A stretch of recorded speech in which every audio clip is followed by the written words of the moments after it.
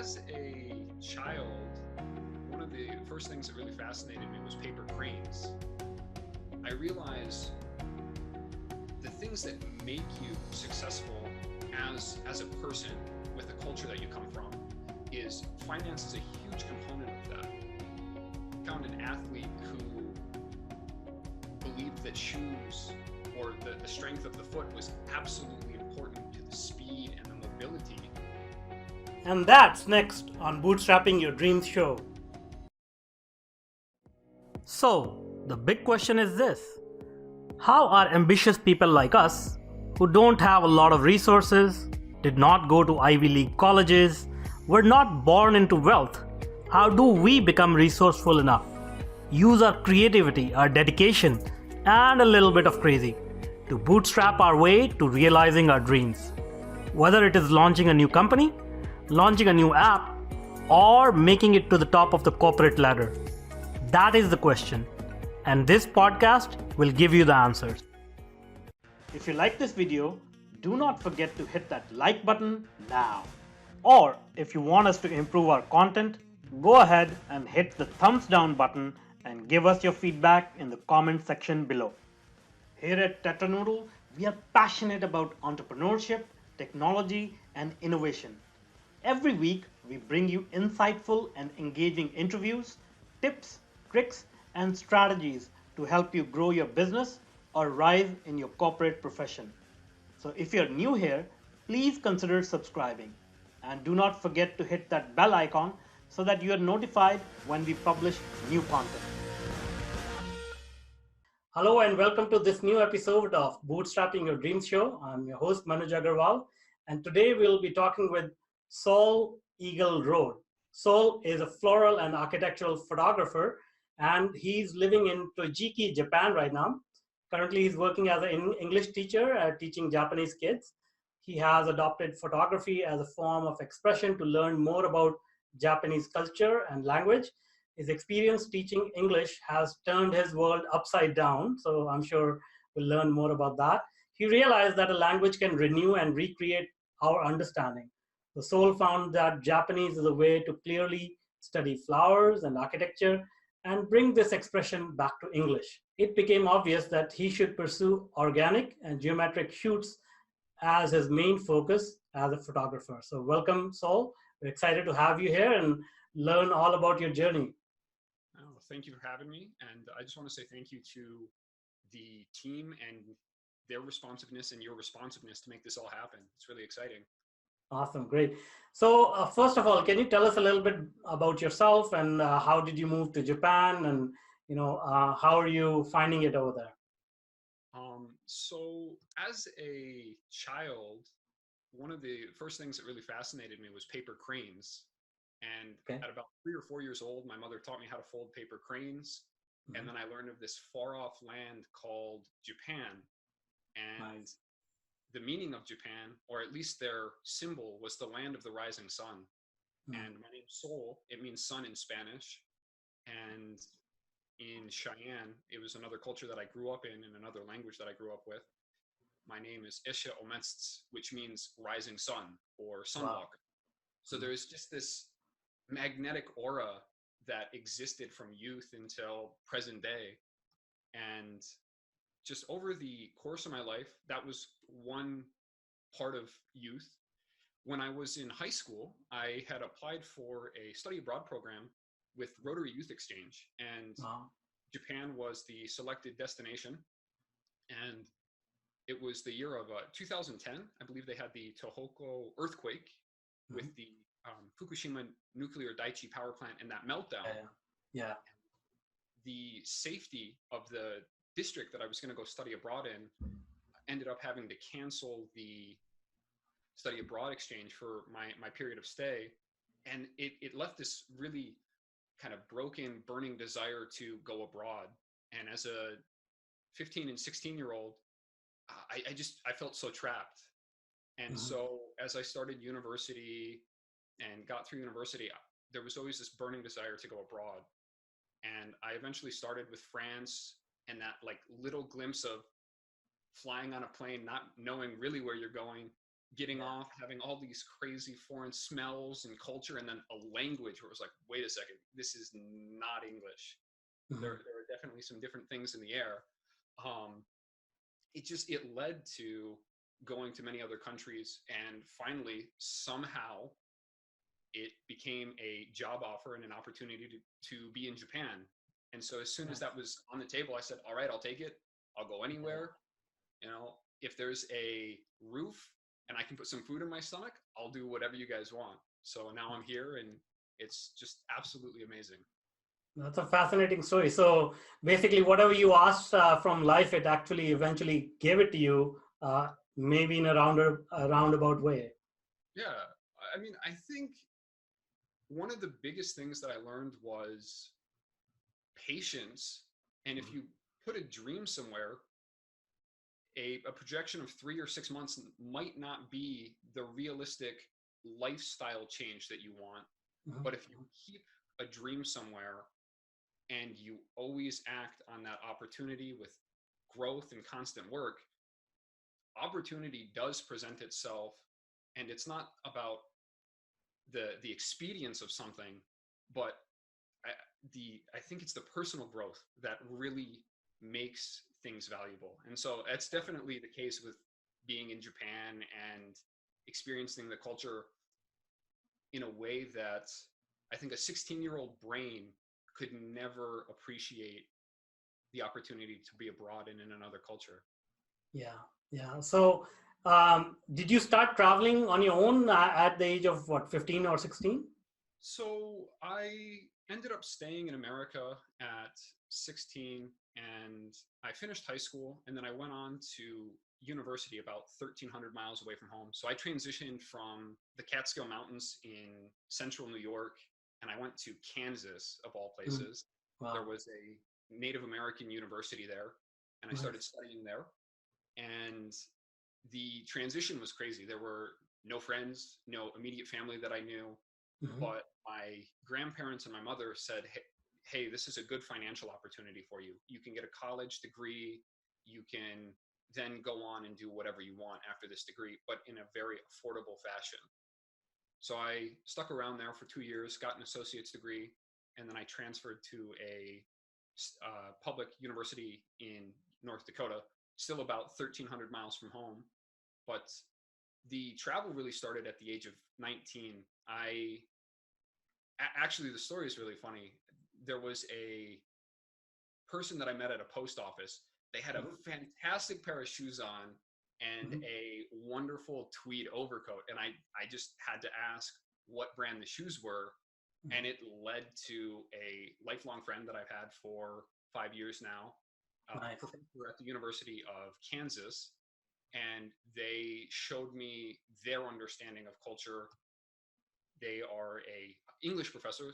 His name is Paul Scott, and he's a French studies professor, but he's an Englishman rather. But so my traveling really started with a good friend and a good mentor who understood travel, and then learning the process of traveling, I grew the confidence to start traveling alone. So that's what happened. Nice. So you also are a host of a podcast, if I believe that, right? Is that accurate? Absolutely. Okay. So it's called On a Shoestring Show. Is that correct? Yes. So is that, help us understand, is that something to do with travel and the process of travel, or is it something different? So On a Shoestring it was originally founded as a quirky, idiomatic expression, just on a shoestring. It's doing something cheap, it's getting by. And I think that's what a podcast is, the opportunity to do. There's relatively little startup cost, and you find the right people and have absolutely inspiring conversations. A podcast can go anywhere, and I think it helps you develop as a human being. So that's where the title came from. But I definitely do have an affinity for men's leather shoes, and in a way that's very different than a pair of nylon shoes or sneakers. If you buy a pair of leather shoes and you polish them and you shine them and you coordinate your suits with them, the ideal that shoes, and very much so what's attached to a shoestring is an expression of who you are. And so that's the other component of what really inspired that podcast. Wow, that's quite deep actually. And the good thing is it aligns very well with what we talk about here, which is bootstrapping on a shoestring. So I think we are quite aligned there.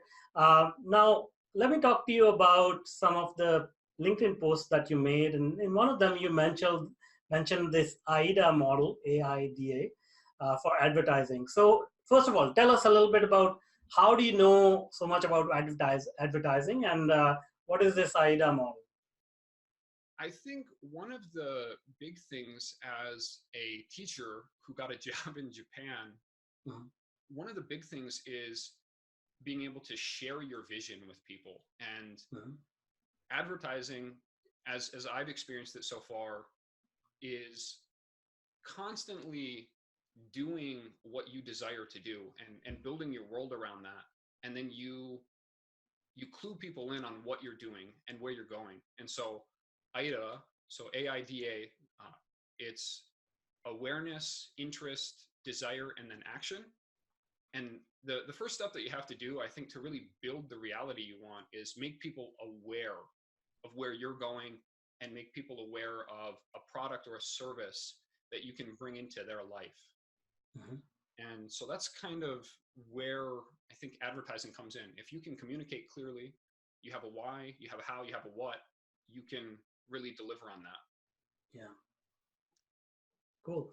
And so, can you tell us a little bit more about AIDA? Like, what it stands for, and how do you implement it? Yeah. So one of the big ideals that I think floats around a lot today is product funnels, and having a funnel of leads and converting that into money is maybe the best way to describe it. Mhm. So awareness is your general principle. So awareness is maybe a Facebook advertisement or a magazine advertisement or something like that. So it's just something that you kind of casually scroll by, but you see something. Maybe you hear a friend talk about it, and when you realize you need a new pair of shoes, right? If you see a company and you say, wait a second, my friends have spoke about this company and I need a new pair of shoes. It sparks an interest. So then you move into that initiative stage. You go search out the product that you've become familiar with. And maybe you're not ready to make a large purchase yet, maybe within the price range of that product funnel where you go from $0 to a $30 to $100 investment with your interest phase. And then when you have a desire, you're willing to spend a little bit more money. You're willing to invest a little bit more in something that really gives you satisfaction. And then finally, when you have the action, it doesn't really matter what limiting factors you have. You find a way to finance the things that you need and the desire that you have.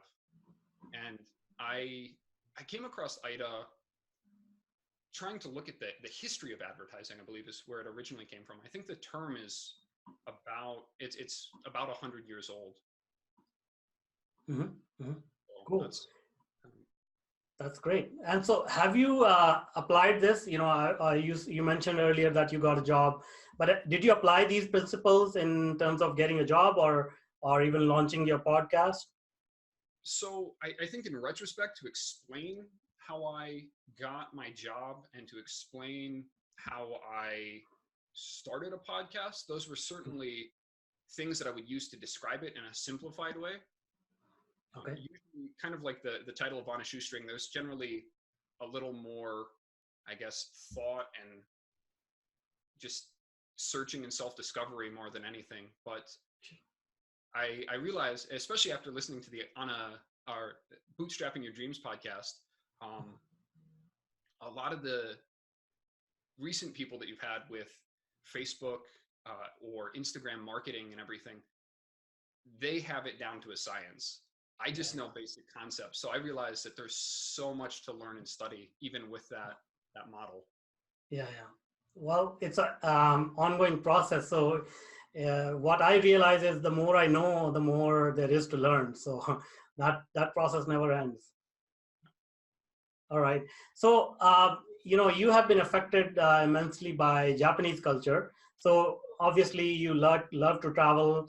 Um, Help us understand, what is the draw towards understanding these cultures, and what do you get out of this? Like, what are the main learnings you got out of this adventure that you're living right Absolutely. The major thing is living in a multicultural environment. So, growing up as a kid, for the first 10 years of my life, I learned Cheyenne language. And then at about 8 years old, I started learning English and moving away from a Native American community to a predominantly Latino region of the United States. I lived down in New Mexico for a while and then moved up to New York.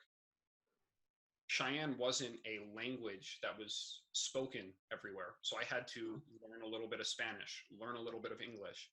And then as I got older, my family started educating me of the values and the history of what it means to be a European American, at least with heritage and ancestry, and what it means to be a Native American with that ancestry.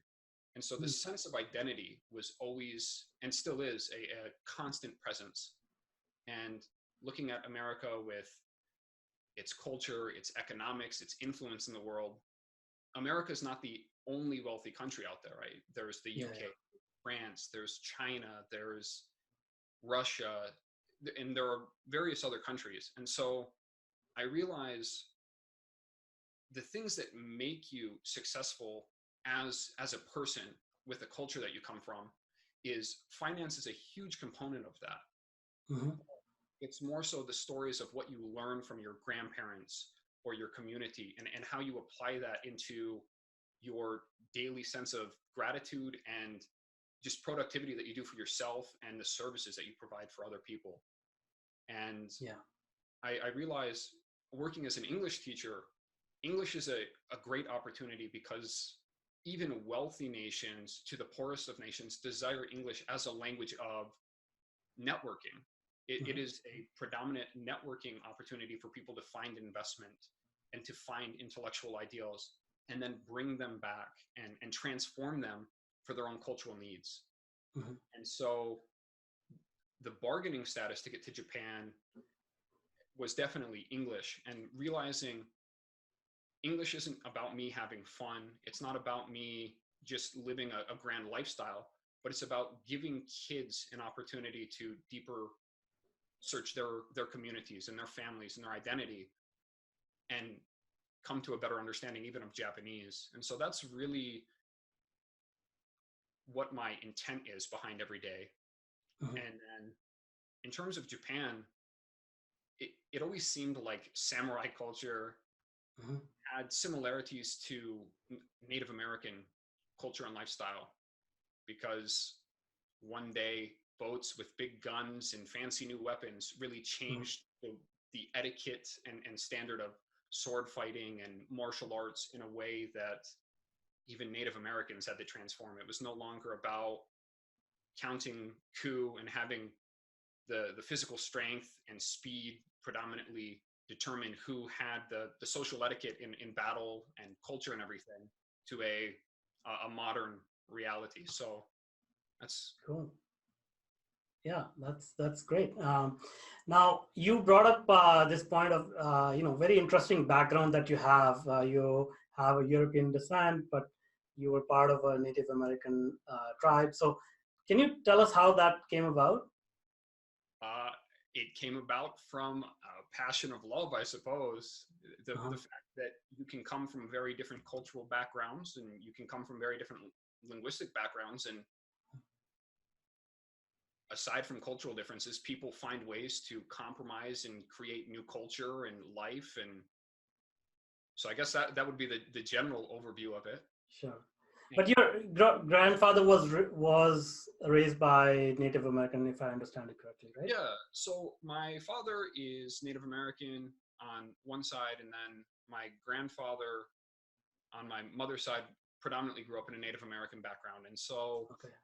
the language, the ceremony, the values retained a lot of the philosophical values and teachings of the nomadic tribes of the time Yeah. period. Yeah.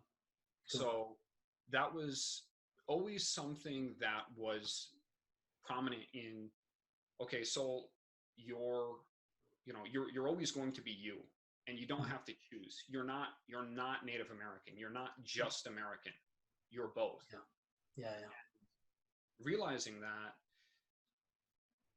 it took a long time, and I think the catalyst to really be proud of both coexisting is being abroad and seeing other cultures and seeing other people have like British, Japanese children, and figure out that crisis of, well, how do we raise our kid? Is our child going to be British, or are they going to be Japanese? And no, they can be both, and they can be happy and they can be successful with that. But Cool. that's the main approach to it. Yeah, no, that's quite interesting. Like, the lessons I think we can take away from that is, as you said, like, look into your background, know yourself, and use that knowledge to your advantage.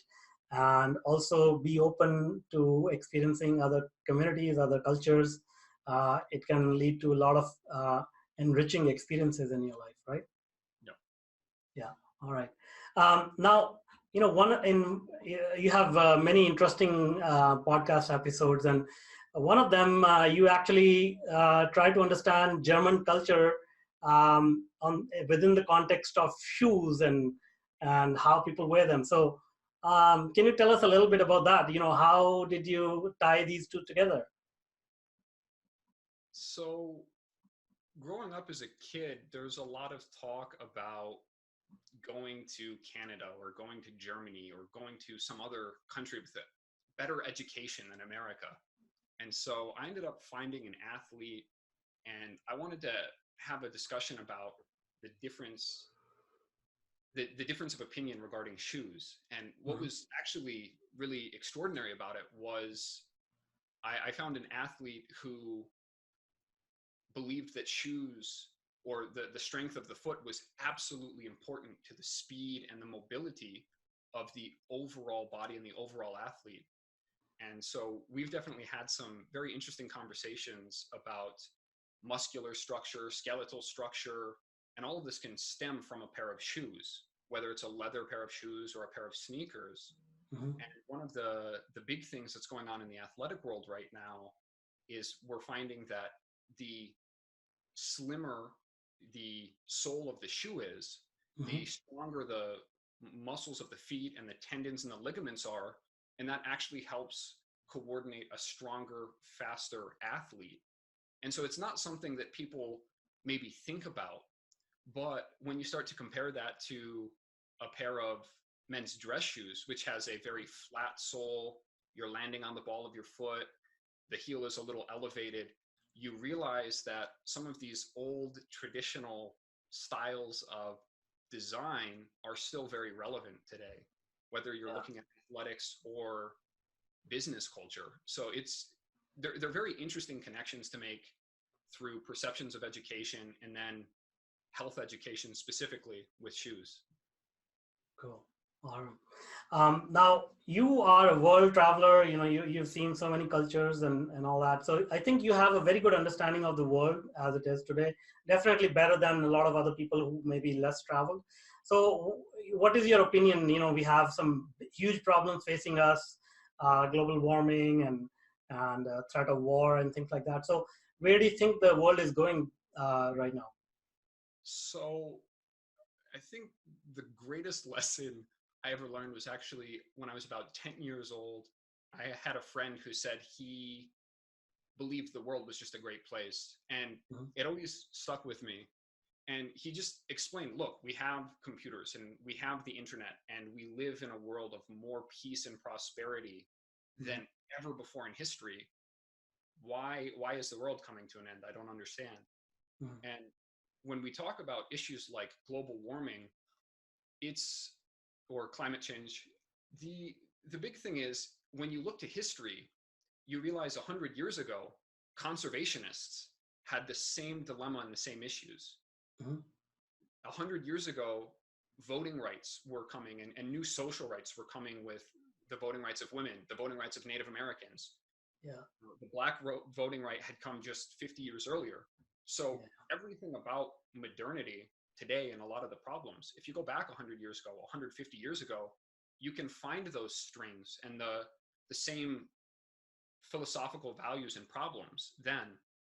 You look at a modern world where nations were doing international trade, and we call it globalization, and we talk about these international corporations. Well, that's kind of what colonialism was.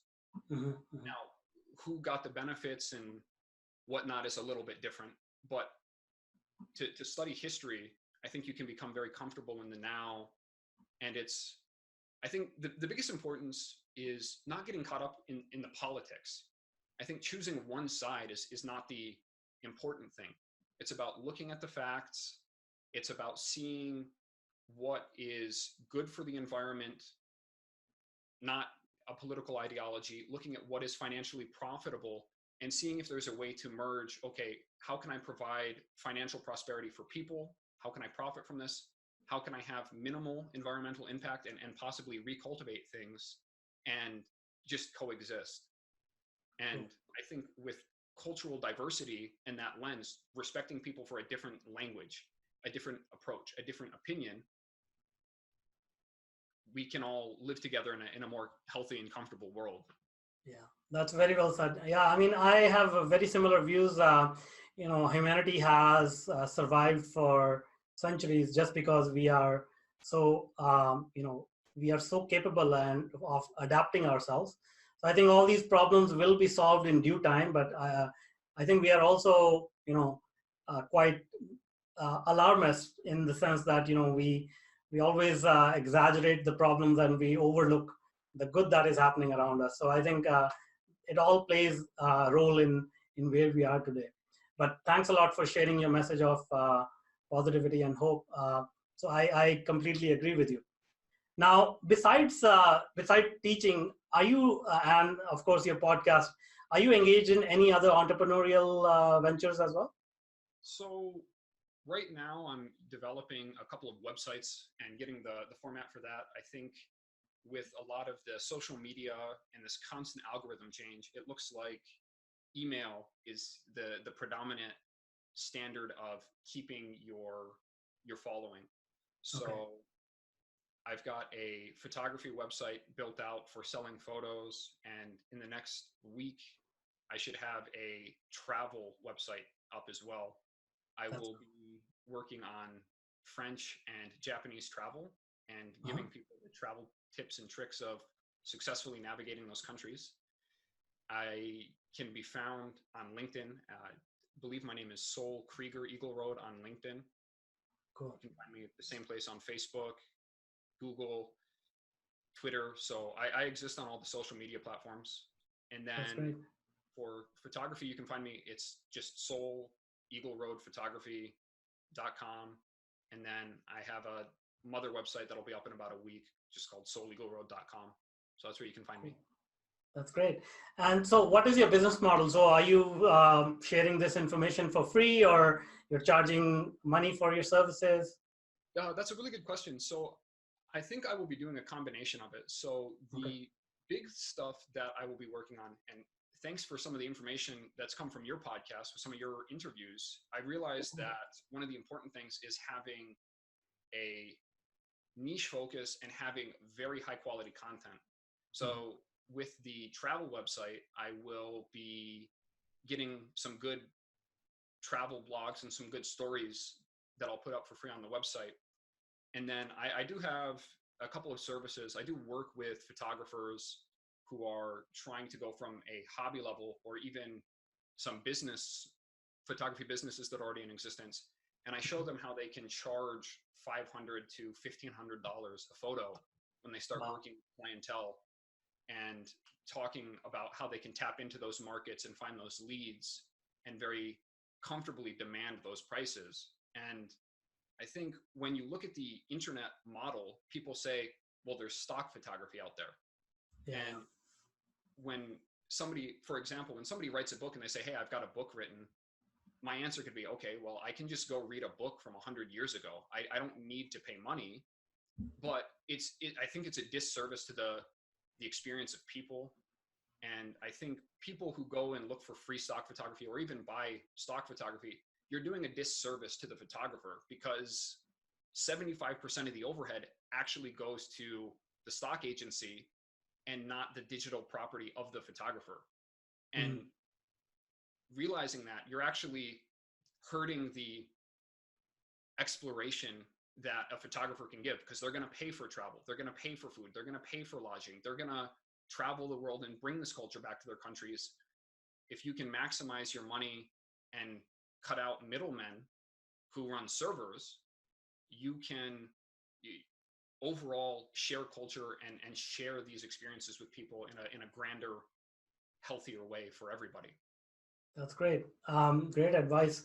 So now, your blog post and your podcast and other material that you freely share, is that part of the AIDA model that you're trying to implement and spread awareness for your business? So the stuff that's available for free is maybe part of the AIDA model. It's to bring awareness and an interest to what I offer. Mm-hmm. The services that I have. So I'll be releasing a thorough course for about $300 in the next month on stock photography and how you can use stock photography to make money if you bring New York City and stuff like that.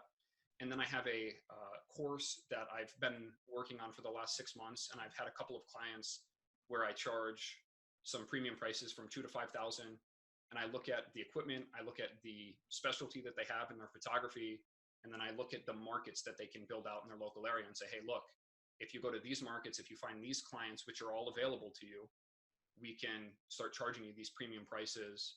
And by the end of the course, the students make their money back if they really take the analytics and the systems that have been put in place, and they can be absolutely successful with photography in a way that they haven't experienced yet. So that's awesome. Great. And so what are your plans next now? So, once you launch your website, are you planning to travel further, or are you going to stay put in Japan for a while? Yeah, so actually I start vacation here at the end of the week. I'll be flying out to France for a month, and I will be studying at the Alliance Française, and Cool. I'll be taking French for 20 hours a week. My big goal, once I get the stock photography course up online, and then I get a better structure for the analytical business of growing photographers in a higher price bracket for their photos, I plan on implementing a Spanish translation of that, followed by a French translation and a Japanese translation. And after years of linguistic study and cultural experience, I think it's time to try and share those business models and some of the financial opportunities on an international basis. That's awesome. That's great. Well, thank you so much for being with us and showing us how you can follow your passion and actually have a lot of fun and grow yourself, and also build a business from the ground up on a shoestring. So thank you so much. And I hope everyone in the audience got a lot of value out of this interview. Thank you so much. Yeah, wonderful. Thank you so much for having me, and keep making great content. Thank you so much. Thanks. And that's all for now. Until next time. And if you're an existing or an aspiring tech entrepreneur, then I invite you to check out my new online workshop, Bootstrapping Your Tech Startup Dreams. Go to bootstraptechstartup.com and sign up for free. I want to make sure that more successful and sound decisions are made every day in your tech projects. Let's start finding solutions to your problems. So go to bootstraptechstartup.com, and I look forward to helping you with your tech projects. If you want more engaging videos and insightful interviews with industry's thought leaders, then check out other videos we have picked for you. The link is right there. And if you want to be notified about our new content, please do consider subscribing to our channel.